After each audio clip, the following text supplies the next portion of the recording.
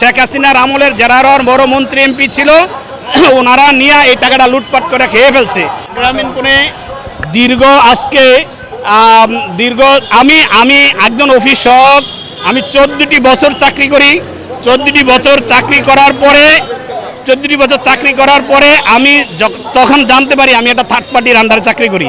কিন্তু যখন আমি গ্রামীণ ফোনে ঢুকি এবং ইন্টারভিউর মাধ্যমে ঢুকি, ধাপে ধাপে কয়েকদিন আমি ইন্টারভিউ দেই, তারপর আমাকে ওখানে চাকরি দেওয়া হয়। কিন্তু একটা পর্যায়ে জানি যে আমি একজন থার্ড পার্টির আন্ডারে গ্রামীণ ফোন আমাদেরকে দিয়েছে।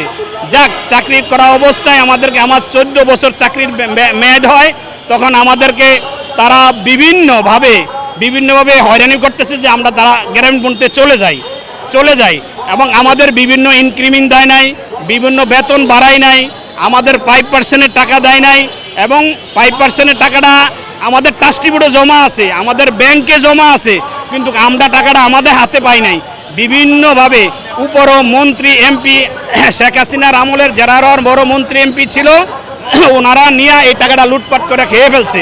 এখন আমরা যে শ্রমিকেরা এখন অনেক সমস্যার মাঝে আছি। আমাদের চাকরি নাই, আমাদের ছেলেপেলের আমরা খাওয়াইতে পারি নাই, আমরা আমাদের মেয়ে ছেলে বিয়ে দিতে পারি নাই। আমাদের 1300 শ্রমিকের ভিতরে কেউ আসতে পর্যন্ত পারে নাই শুধু গাড়ি ভাড়ার জন্য। এই গাড়ি ভাড়া দিয়ে ঢাকায় আসবো, মানববন্ধন করব, সেখানে তারা আসতে পারে নাই।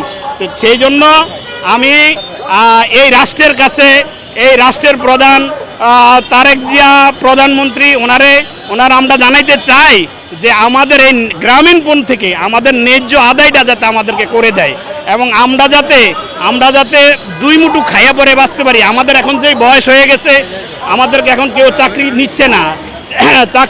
দিচ্ছে না। তদ্রুপ আমরা এখন কি করব? আমরা এখন অসহায়, আমাদের ছেলেপেলেরে আমরা পড়াইতে পারি নাই, আমরা বাজার করে খাইতে পারি নাই, অসুস্থ বাবা মার জন্য কিছু করতে পারি নাই, নিজেরা অসুস্থ হয়ে গেছি, চিকিৎসা হইতে পারি নাই। তদ্রুপ এই রাষ্ট্রের কাছে, এই রাষ্ট্রের প্রধানমন্ত্রীর কাছে আমাদের আকুল আবেদন, আমাদের ন্যায্য আদায়টা যাতে প্রধানমন্ত্রী আমাদেরকে দেয়।